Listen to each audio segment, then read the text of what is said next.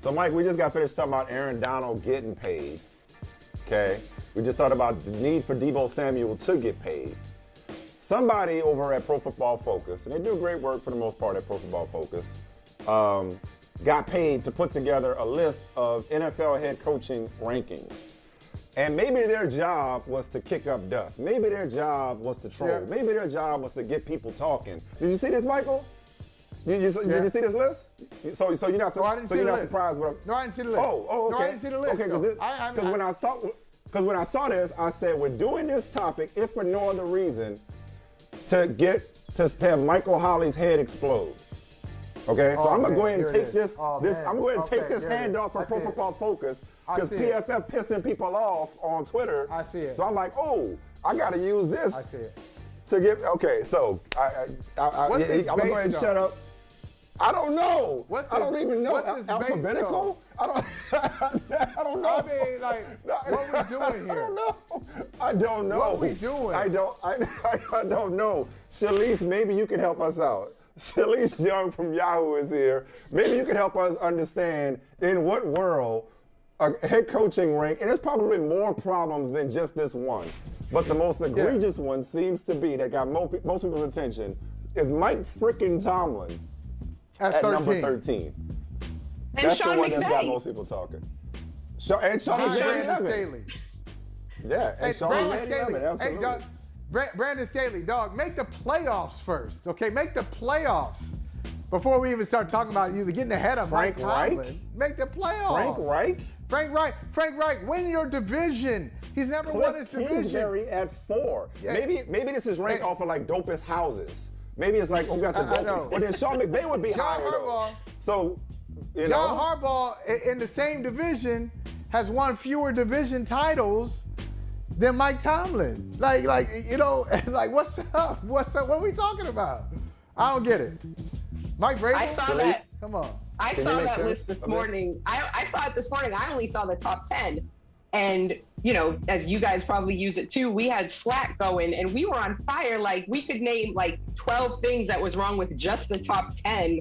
Like, how do you not have the reigning Super Bowl winning head coach in the top 10, but you have the other 3 coaches in the NFC West all in the top 10? I mean, Pete Carroll at number 5 and Kingsbury at 4. So egregious, so egregious. And if, like you guys said, if they were hoping for engagement, they got it because I can't make heads or tails of this list. It's almost like they can't make up their minds whether or not they want to reward for past performance. Yes. And and current, because if it's like, okay, Pete Carroll off the strength of going to 2 Super Bowls and winning 1, I guess if you just want to talk about resume. Exactly. Okay, Mike McCarthy, same thing. Mike McCarthy's ahead of both McVay and Tomlin. Is that off of Green Bay? Like, what is that based off of? There's another one here. Shout out to my people in Western New York. How's Sean McDermott at 16? Sean McDermott at 16 behind Nick Sirianni. Taylor's not even in the top half. Zach Taylor's not even in the top half. Zach Taylor got his team to the Super Bowl. He turned them around and got them to the AFC. They won the AFC. Amazing. This list is the best thing I've seen today. Just for the pure comedy of it, it's the best thing I've seen today. Mad. I'm impressed. I'm impressed. You ate a whole wheel of cheese? I can't believe they pulled.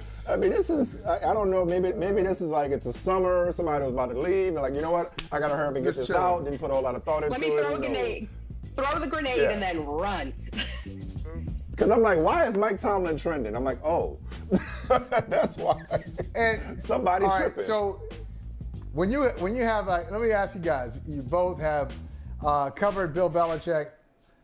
When Bill Belichick is at 1, do you give him 1 just because of, 6 Super Bowls? Or do you say, all right, that's a provocative right question. now, okay, yeah. That's what we do. That's what we do. No, I like how you turned it there. I'll keep it 100. I told my coworkers on Slack this morning, I don't know that I would put Belichick number 1. Not if we're talking about right now. I don't know that I would. I don't know. Where does he belong? And it's a good conversation. Where does he belong right now? For all intents and purposes. Safely top 5, right? Yes, at definitely minimum top five, five. right? Okay. You could almost make the argument Sean McVay should be number one right now, right? I mean, every assistant he's had, or every coordinator he's had, except Raheem Morris, big surprise, the one black guy, every coordinator he's had over the last few years has gone on to become a head coach. He's been to the Super Bowl multiple times in the last, 4 years? He won the most recent one. He showed us that Matthew Stafford is a Super Bowl winning quarterback, which he hadn't even won a playoff game before this past February. So you can make an argument that Sean McVay should be number one. Wait, okay, before we get to Belichick, because I do want to get deeper into the Patriots and their problems at the moment. But back to this list, though. All right, I feel like we can agree on this.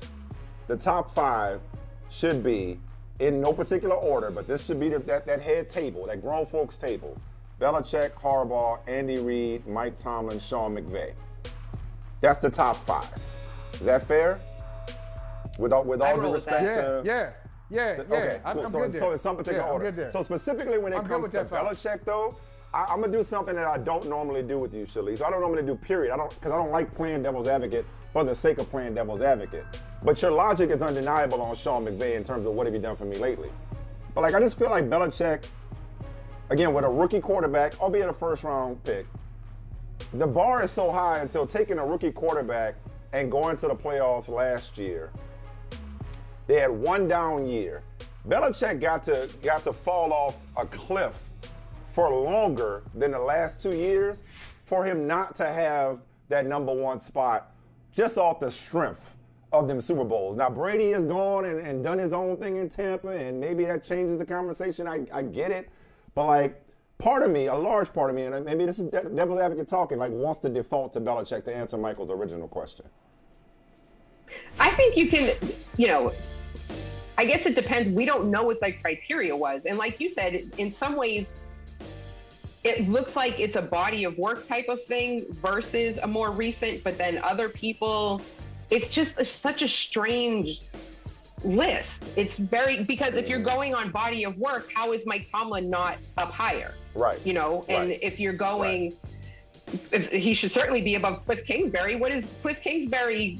They do great over the first, 11, 12 games, and they fall on their face towards the end of the season. The Belichick thing, if I would say he's the greatest coach in the history of the NFL, because having watched him for almost a decade, the thing that it seems so basic, I've said this 100 times, but other NFL coaches clearly don't get it. He figures out what you do well, and he puts you in those positions to succeed. And it seems like such a simple thing, but obviously other NFL coaches don't do that because they haven't been able to replicate his success even half as much as he has. So it seems like a simple thing, but to see him, and again, I've said it before, but that 2011 Super Bowl when they lost the second time to the Giants, they had no business being in the Super Bowl that year. That passing defense, I think, was statistically the worst passing defense in the history of the NFL at that time, and he got them to the Super Bowl. So, for my money, greatest NFL head coach ever. Is he the greatest head coach in the NFL at this moment? Right. It's very much debate. It's very. I think it is. I just had to, cape up for Hoodie, I guess. But it's a best NBA player kind of feel to it. Said no one ever. Said no one outside of Foxborough ever. Do you default to Kevin Durant, or is it a new guys type thing? But anyway, Michael, I'm gonna take a page out of your book, and now I'm gonna turn the tables and put the shoe on the other foot and ask the two of y'all this. So we talked about Belichick, and we showed the headline a second ago. A lot of murmuring, discussion, whispers about who the offensive coordinator is going to be. And I think it's Jeff Howe is suggesting that it might be, and maybe others, that it might be is trending toward Matt Patricia, who we know came up in that organization, has got a brilliant football mind. Before he was the defensive coordinator and then the head coach of the Lions, he was coaching the offensive line, and obviously was in the personnel department last year. You mentioned a second ago, Shalise, the idea of setting a team up to succeed. Is this setting Mac Jones and the Patriots offense up to succeed, Shalise, putting Matt Patricia in charge of calling plays on offense? On its face, no, it would seem to not be. The one thing that I'm not sure of, because I haven't been in the building every day for a long time, but last year when Patricia was a consultant or whatever he was, for all we know, maybe he was preparing for this. Maybe Josh McDaniels made it known that, hey, this is it. I think it's time for me to move on. It's been long enough. I want a second bite at the head coaching apple. Maybe, who knows? And maybe Matt Patricia has spent months, all of last season or part of last season, figuring out that he, I guess working toward being an offensive mind or the offensive play caller. It's completely unorthodox. We all remember, didn't Andy Reid make his offensive line coach the defensive coordinator a few years ago? And that really, several years ago when he was with the Eagles, and that really did not work out well. So, could it go that way? But then, like we said, so many people are going to give Belichick the benefit of the doubt because so many of the moves that he's made over the years have worked out. And it might be that Bill is the OC because we've seen him do that before. So right. Yeah. Right. What you think, Mike? Yeah. I was going to say, Shalise, that's a great example of that Andy Reid. That was a dream team. And the guy they moved on from, the dream team to win 8-8 in Philadelphia, the guy they moved on from was Sean McDermott. So they get McDermott out of there. They bring in another coach. Was it like Juan Castillo? Yeah, and they fired him midway through, and it was a disaster. They fired him midway through the year, and they brought in somebody else. But they kind of sacrificed Sean McDermott to bring this plan on, and the plan was unsuccessful. But I think in this case, I think it will work. Because I think people are getting caught up in Joe Judge. When we last saw Joe Judge, disaster in New York. When we last saw Matt Patricia as a head coach, disaster in Detroit. These guys are not good head coaches. Nobody's going to argue that. But Mike and Shalise, tell me this. How many times have you looked at Bill Belichick appointing somebody as an assistant and saying, you know what, it's not working? I mean, I'm not saying he's got a perfect record, but most of the time, his assistants, he knows what he can get out of his assistants. That's why they keep getting head coaching opportunities. They don't necessarily kill it as head coaches, but they do crush it as assistants. And so I think with Bill kind of directing them, hey, this is what I want you to do, I think they'll be fine. It's completely unorthodox. The Joe Judge as quarterbacks coach thing, I almost find that a little bit more questionable because Judge has spent years as a special teams coach, right? And what Daniel Jones regression, let's use that word, when he was with the Giants, and it's completely unorthodox. It definitely is interesting, as we all know. We all have heard Belichick say so many times over the years that from year one to year two is so important in the career of a player. And that's where they are with Mac Jones. And so for him to have lost Josh McDaniels and from the outside, it looks like uncertainty. Of course, they may know exactly what's going on within the building, but it looks like, wow, are they potentially jeopardizing Mac Jones's career with this? But again, we've seen Belichick make so many strange moves and they work out, or what seems strange to us. Hey, as usual, you put it down on Yahoo the other day when you responded to Rusty Harden's unfortunate, and let's put it in kindly, unfortunate remarks about happy endings on 610 Radio in Houston. It was hard to imagine at 22. It was just yesterday we were talking about the Real Sports report on Deshaun Watson, and that's already dated because we've gone from 22 to 24 since that aired, and the details of the 24th lawsuit are disgusting to say the least. What should the league do other than just stand by we're going through our process? Is paid leave in order now? I've said that I would be shocked just off the sheer optics of this situation, forget guilt or innocence, just off the optics, that if Deshaun were suspended for less than a year when they got around to disciplining him, just given how ugly this entire situation is. What should the league be doing now? How bad a look has this gotten to be, or worse look has this gotten to be, Shalise? I think it's getting worse. the thing that always clouds my judgment is that there's what I want the NFL to do and what I've seen the NFL do over and over and over and over and over again. Yes. Yeah. What I expect is these cases involve women, and Daniel Snyder has been protected to the ends of the earth, even though, you know, it's not just that he allowed the gross toxic atmosphere of the workplace in Washington to happen. He's been accused by multiple women of playing a role in this. You know, Greg Hardy was allowed to come back into the NFL. We've seen time and again what the NFL, either individual teams or the NFL writ large, has done in situations. What I would like to see happen, one game for every woman that stepped forward.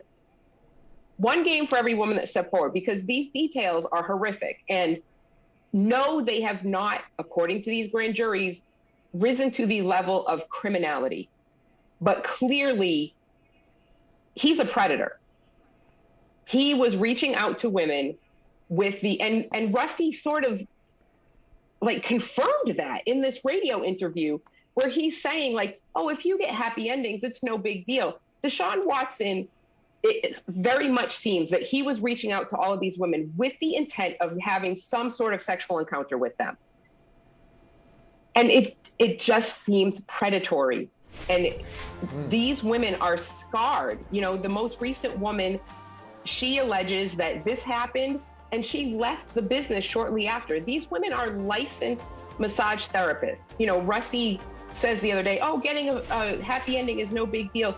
If these women are, you're just propagating this trope, you know, this idea that they're in it to do sexual favors for people. No, these women are licensed massage therapists. They had to meet whatever criteria the state of Texas had to become licensed massage therapists. It is a law that he was supposed to be wearing like a bath sheet, like a very large towel/sheet type of thing to cover himself for himself and also for the massage therapist. And he was showing up in like, according to a lot of them, he's like, oh, I have this little, you know, washcloth here. I'm just going to cover myself. And it very clearly seems like he went into these encounters to intimidate them, to scare them, to exercise some kind of control or power over them and put them in this situation. And yes, some of them may have gone along with it, but that doesn't mean that clearly not all of them did. Clearly not all of them were okay with what happened.